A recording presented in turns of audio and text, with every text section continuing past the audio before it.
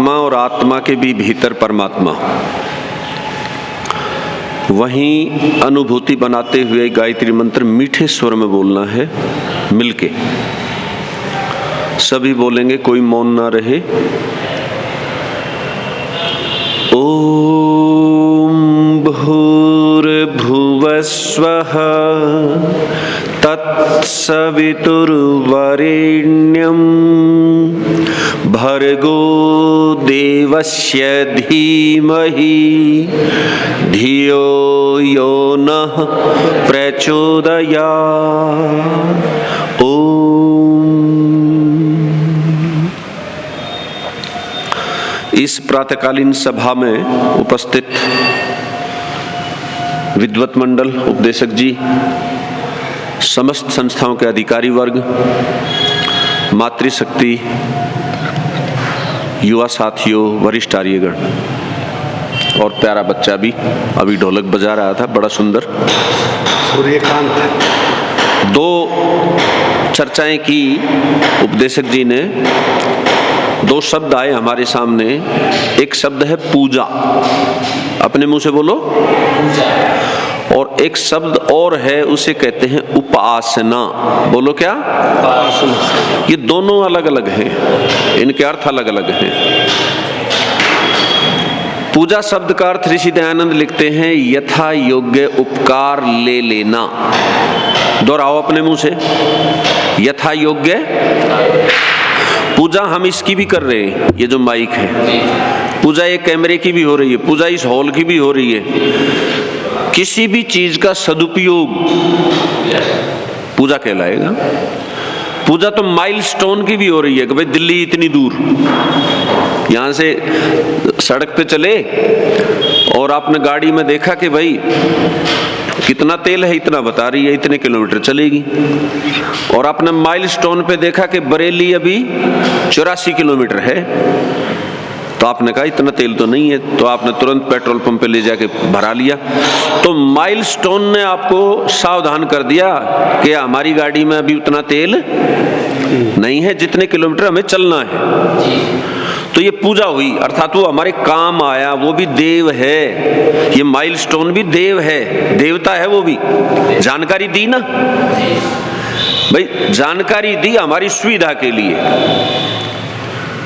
और जो उस जानकारी को ले लेगा तो उसने तो उसकी पूजा कर ली, और जो उस जानकारी को लिए बिना चल पड़ा और गाड़ी में पेट्रोल था केवल 30 किलोमीटर चलने का, क्या होगा? 30 किलोमीटर चल के धक्कम धक्का, पता नहीं उस समय पेट्रोल पंप आपका कितनी दूरी पे है। तो ये तो कहलाएगी पूजा। पूजा दोनों की होती है, जड़ की भी और चेतन की भी। ध्यान देना इस बात पे। माता पिता से हम सीखते हैं, वो माता की पूजा है, पिता की पूजा है। आचार्य से हम विद्या लेते हैं, ये आचार्य की पूजा है। और छोटे बड़ों की और बड़े छोटों की दोनों करते हैं पूजा, याद रखना। पूजा दोनों की होती है, छोटे बड़ों की भी करते हैं और बड़े छोटों की भी करते हैं।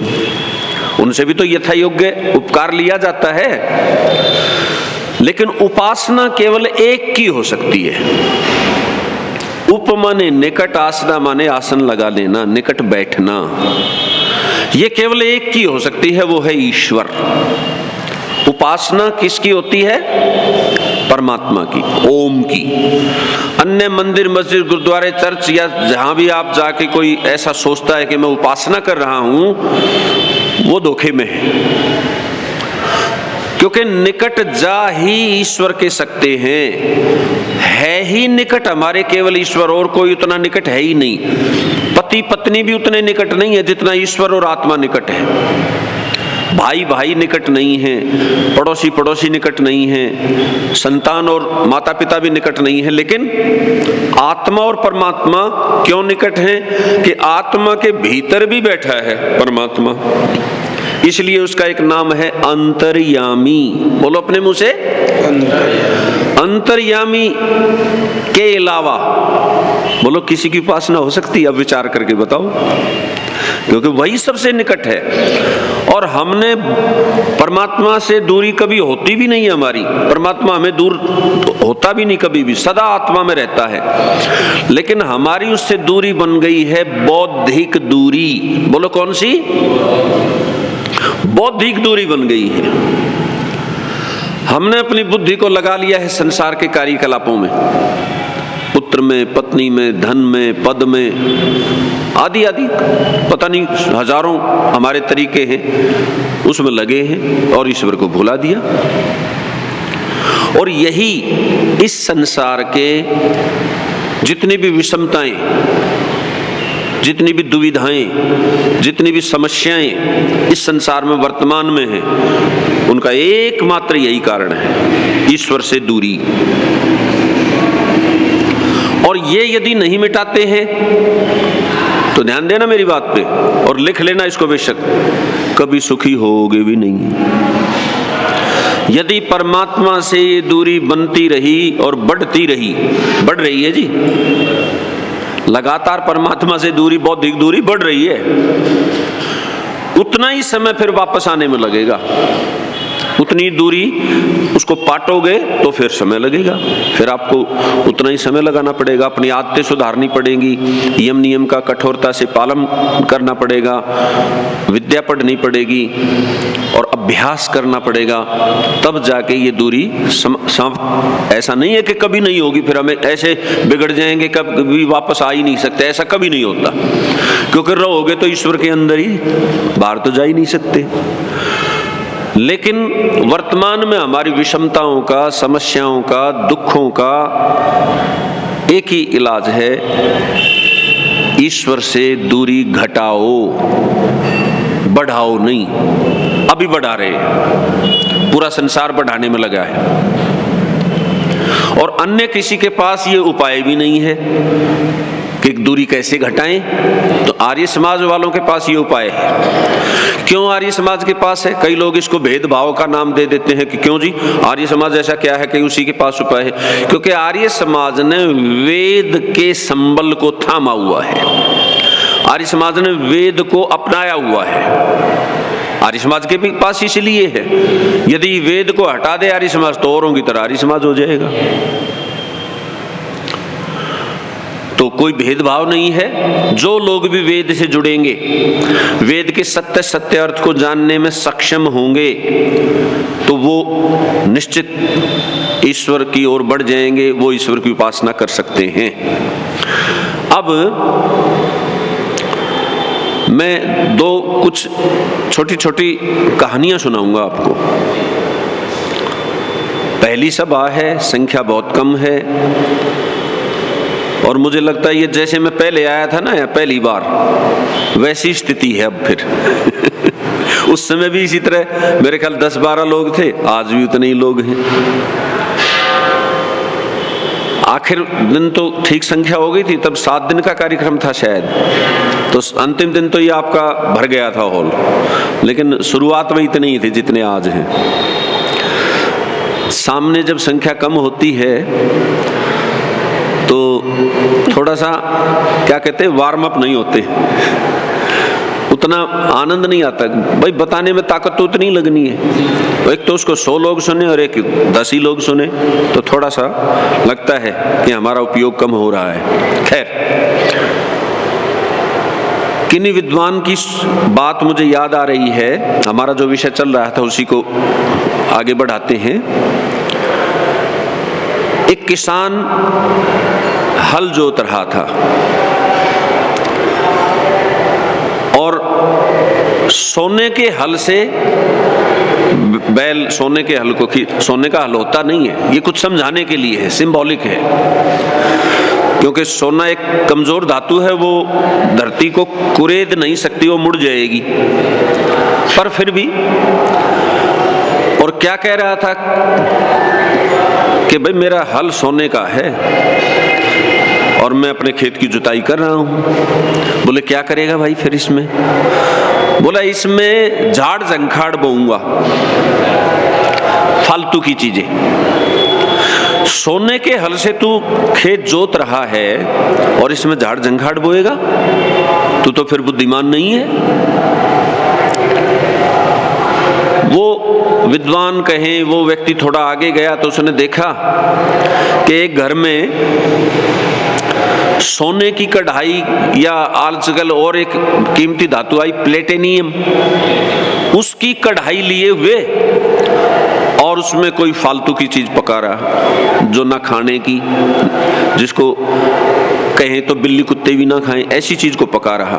बोले इतनी कीमती तेरी कढ़ाई और इसमें तू पका रहा है ऐसी चीज जो किसी के काम की नहीं। बोले देख लो मेरी प्लेटिनियम की कढ़ाई है। और थोड़ा आगे चला तो कोई व्यक्ति बाड़ कर रहा था, चंदन की बाड़ लगा रहा था। चंदन बाड़ लगाने की चीज नहीं है, बाड़ लगाने के लिए तो कटीली झाड़ियां चाहिए, लेकिन वो बाड़ किसकी लगा रहा है? चंदन की बाड़ लगा के। और किसकी रखवाली करना चाहता है? कहने लगे आकह सामान्य उग जाता है, कहीं भी आपको रोड के किनारे खूब मिल जाएंगे। अरे इसकी रखवाली, इसको कौन बर्बाद करता है? ये तो ऐसे ही खड़ा है और उसके लिए इतनी कीमती लकड़ी चंदन की बाड़ लगा रहा है। तो ये बात कहते कहते विद्वान कहते हैं कि जैसे वो किसान सोने के हल से खेत जोतकर खरपतवार की बुआई करना चाहता है, जैसे ये प्लेटिनियम की कढ़ाई में खामखा की चीज पका रहा है, और जैसे ये बाड़ लगाने वाला किसान आग की रक्षा के लिए चंदन की बाड़ लगा रहा है। अच्छा, ये मूर्खता के काम कर रहे हैं या बुद्धिमता के? भुवनेश्वर जी, बुद्धिमता के काम हो रहे हैं या बेवकूफी के? सुना नहीं, सो गए थे आप। जैसे ये बेवकूफी के काम कर रहे हैं, ऐसे ही जो लोग मनुष्य जन्म में आकर भी परमपिता परमात्मा को पाने के अलावा कुछ भी कर रहे हैं, वो सारा ऐसा ही कर रहे हैं। जैसे ये तीन बेवकूफ, ऐसे ये सारा संसार बेवकूफ। क्या समझ में आया? समझ में आया या नहीं आया? भाई, जीवन मिला है तो इसका सदुपयोग, यदि इसकी पूजा आप करना चाहते हैं तो इसकी पूजा तभी संभव है जब आप परमात्मा की प्राप्ति के लिए भी कुछ करते हो। पूरा दिन ना सही, लेकिन समय निकालना चाहिए या नहीं निकालना चाहिए? बोलो। और निकाल ही नहीं रहे। प्रमाण आपके सामने, आप 10 लोग बैठे हैं। तो ये आर्य समाज में इतनी भीड़ आती थी, बताते हैं जगह बाकी नहीं बचती थी। और अब हमारा हाल ये है, हमारे गांव में भी आर्य समाज चलता है। न्यूनतम संख्या वहां 150-200 होती है न्यूनतम, और अधिकतम हजारों तक भी चली जाती है। और एक महीने में आर्य जी न्यूनतम 2-3-4 कार्यक्रम कम से कम होते हैं। सारा प्रोग्राम हमने जवानों को सौंप रखा है। 30 वर्ष से नीचे है सारे अधिकारी, हमारे मंत्री, कोषाध्यक्ष, प्रधान, सब। और हम उनके पीछे खड़े हैं कि अभी जो भी मदद चाहिए हमें बताओ। धन की कमी आएगी, घृत की कमी आएगी, हम, वो जिम्मेदारी हमारी, तुम यहाँ कार्यक्रम करते रहो, बस ये उनकी जिम्मेदारी लगा रखी हमने। तो हमारे आर्य समाज पे कोई कब्जा नहीं कर सकता, क्यों जी? और आपके आर्य समाज पे अभी भी कब्जा है। मुझे पता चला, वैसे मुझे किसी ने खबर दी थी कि नहीं वो तो छूट गया, लेकिन अब यहाँ आए तो पता चला वैसा का वैसा है। तो जो लोग पूजा के अर्थ को नहीं जानते तो वो पूजा करेंगे कैसे? तो मनुष्य जीवन में आके हमें करना अति आवश्यक है। एक और दृष्टांत है, बताते हैं कोई राजा जंगल में घूमते घूमते भूखा प्यासा भटक गया और उसे ऐसा लगा कि प्राण चले जाएंगे, अन्यथा किसी से सहायता ले लो। तो कोई लकड़हारा लकड़ी काट रहा था, वो खटखट की आवाज सुनी और वो राजा उस तरफ आवाज की तरफ चल पड़ा और आवाज लगाई कि भाई मैं ऐसे ऐसे फला देश का राजा हूं और जंगल में भटक गया हूं और मेरे पास कुछ भी खाने को भोजन नहीं है, पीने को पानी नहीं है, क्या आप मेरी मदद करेंगे? तो लकड़हारा अपना काम छोड़ के तुरंत उसके पास आया और उसने देखा ऊपर से नीचे तक, बोले हाँ पोशाक तो राजा जैसी है और सचमुच इसको आवश्यकता है। उसने अपने हिस्से की रोटी और पानी जो भी उसके पास था, बोले आपके प्राण बचने चाहिए, आप राजा ठहरे, मेरा काम ना भी चला तो मैं भी मर जाऊंगा तो कोई बड़ी बात नहीं होगी, लेकिन हो सकता है मैं इतना मजबूत हूं कि मुझे ऐसी नौबत नहीं आएगी, आप भोजन कीजिए, पानी पीजिए। उसने भोजन किया, पानी पिया और उसने बड़े चैन की सांस ली और जाते हुए कहा कि कभी मेरे पास आना, मैं सचमुच वहाँ का राजा हूँ और मैं आपके इस मदद करने का जो एहसान आपने मेरे ऊपर किया है मैं इसका बदला चुकाऊंगा। लकड़हारे ने कहा नहीं, ये मैंने आपके ऊपर कोई एहसान नहीं किया, ये मनुष्य का कर्तव्य है, मैंने तो अपने कर्तव्य का पालन किया है, मैंने आपके ऊपर कोई एहसान नहीं किया है, आप मेरे अतिथि थे।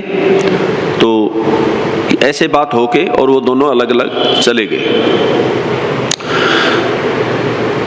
लकड़हारे ने घर जाके अपनी पत्नी को ये सारी बातें सुना दी कि भाई आज ऐसा ऐसा हुआ।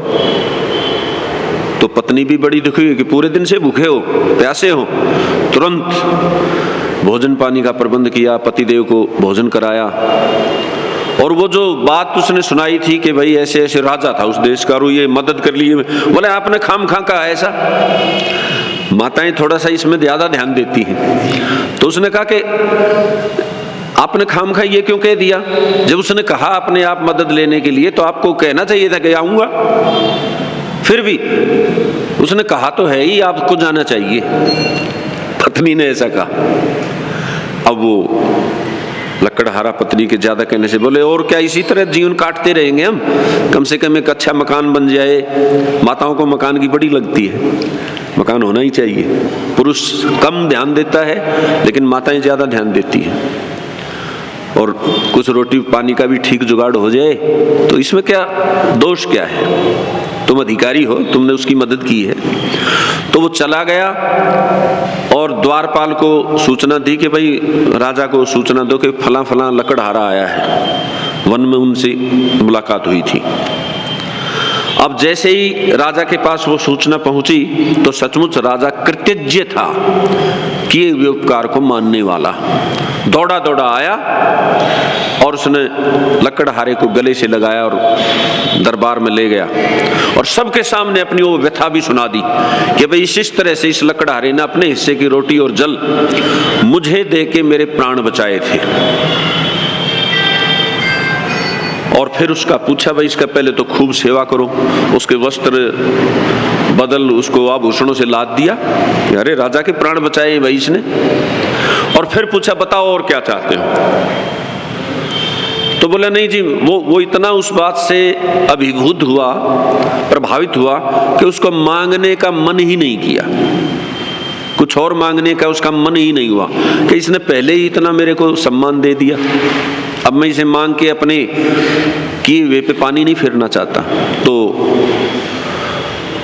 राजा ने बहुत कहा कि और बता, मेरे को कुछ बता, नहीं बताया। लेकिन राजा ने अपने आप अपना एक चंदन का वन लकड़हारे के नाम करवा दिया। उसके मंत्री संतरियों को कह दिया कि भाई इसको ले जाओ, रथ में ले जाकर इसका वो चंदन का वन भी इसे दिखा दो।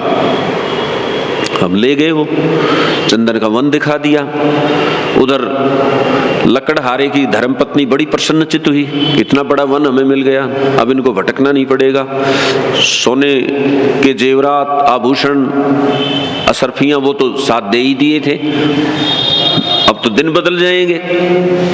कहते हैं धीरे धीरे जो उसके पास सोना चांदी जो भी था वो समाप्त हुआ, और फिर उसने उस चंदन के वन के पेड़ काट काट के, उसका काम था पेड़ काटता, लकड़ी काटता और फिर उसका कोयला बनाता और बाजार में बेचने जाता। अब वही काम उसने उस चंदन के पेड़ की लकड़ियों के साथ भी शुरू कर दिया। रोज एक पेड़ काट दे, उसका कोयला बनाए और बेचने चला जाए। कुछ वर्ष बीतने के बाद राजा को लगा कि मेरा मित्र लकड़हारा अब तो बड़ा आलीशान महल में रह रहा होगा, वो तो बहुत सभ्य जीवन जी रहा होगा, बड़ा व्यापारी बन गया होगा। कुछ ऐसा सोच के राजा उससे मिलने के लिए जाता है। तो जब राजा उससे मिलने जाता है तो उसने देखा कि जो वो वन था वो तो वहां तो पूरी राख काली हो रखी और कुछ पेड़ बचे हुए, सारे पेड़ काट डाले। राजा को बड़ा पछतावा आया और पछतावे में उसने तो सोचा भाई ये तो सारा ही गुड़ गोबर हो गया, जो मैं चाहता तो वैसा तो हुआ ही नहीं। अब उसने अधिकारियों को बुलाया कि भाई ये क्या किया तुमने? भाई इसकी नॉलेज नहीं थी, कम से कम तुम्हें तो नॉलेज थी, तुम्हें तो इसको ठीक जानकारी देनी थी कि ये चंदन की चीज क्या है। ध्यान देना बात पे। अधिकारी भी गर्दन झुका के खड़े हो गए। अब राजा ने कहा कि अब इसको एक चंदन की लकड़ी काट कर बाजार में बिना कोयले बनाए बेचने के लिए भेजो। अब उन्होंने ऐसा किया। जब वो बाजार में गया तो जितना पैसा उसको पूरे चंदन के पेड़ का भी नहीं मिलता था कोयले का, उस छोटे से टुकड़े का उससे भी कई गुना ज्यादा पैसा मिल गया। अब वो लकड़हारा भी मस्तक पीटे, क्यों हो, मैंने तो राजा की दी हुई संपत्ति का ठीक ठीक उपयोग, इसे कहे तो ठीक ठीक पूजा नहीं हुई। यहां ध्यान देना इस बात पे। बड़ा पछतावा आया। यदि वो पहले दिन से ट्रेनिंग ले लेता, यदि वो पहले दिन से इस बात का पता लगा लेता कि इसका उपयोग क्या करना है, यदि राजा के मंत्री संतरी भी उसे कुछ ट्रेनिंग दे देते, उसके बारे में कुछ पहले से बता देते या राजा ही बता देता, तो शायद इतना विनाश नहीं होना था।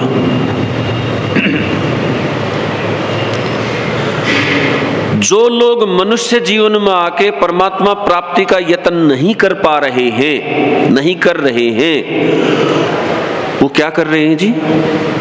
चंदन के वन को कोयला बना के ही तो बेच रहे हैं। बोलो, विषय वासनाओं में, व्यापार में, पद के लालच में, धन के लालच में जो भी कर रहे हैं। और ये सूचना मिलनी कहां से थी? औरों को नहीं पता, लेकिन इस आर्य समाज वालों को तो पता है। क्यों जी?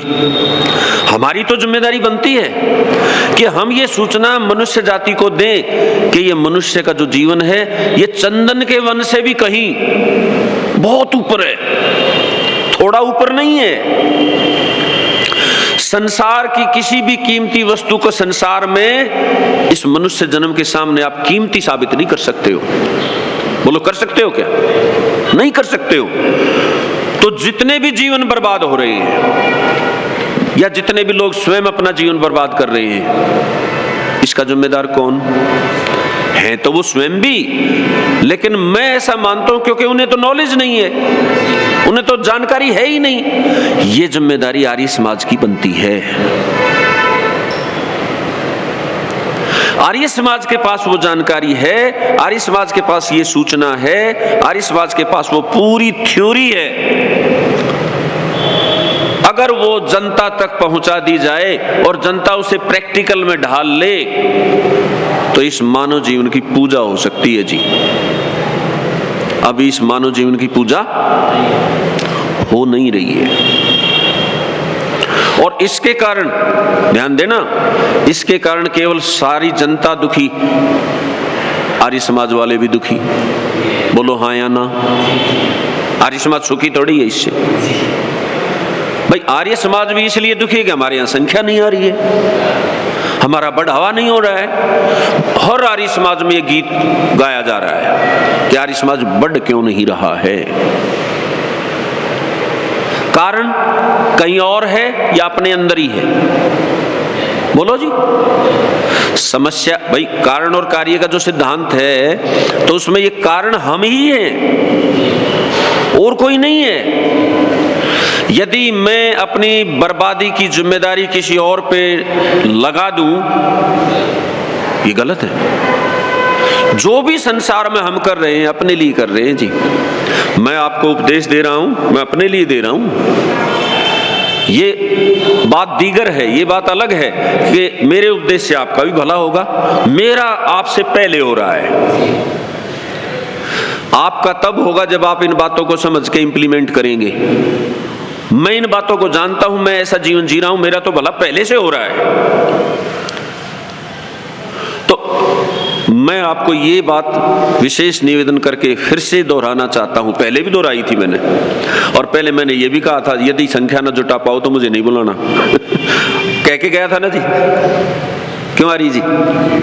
मैंने कहा था, ये शब्दावली थी मेरी, और मैं हर जगह कहता हूं क्योंकि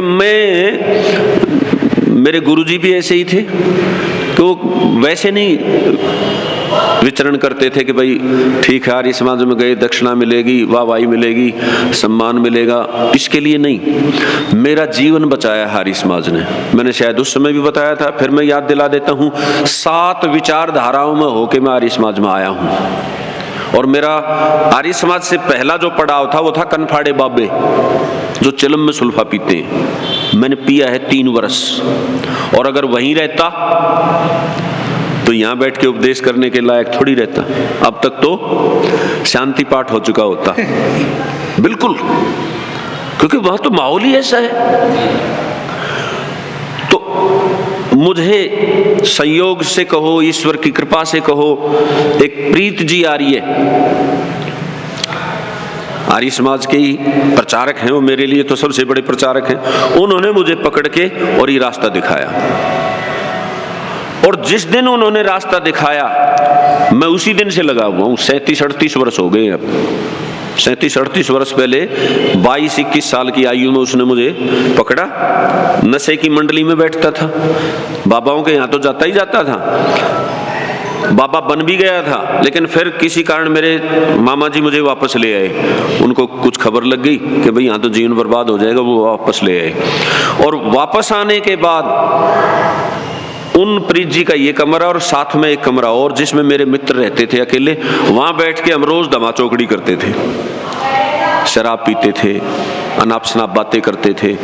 तो वो साथ में जो रहने वाले प्रीत जी आर्य थे वो हमारे पास आ बैठते और वो रोज माहौल देखते।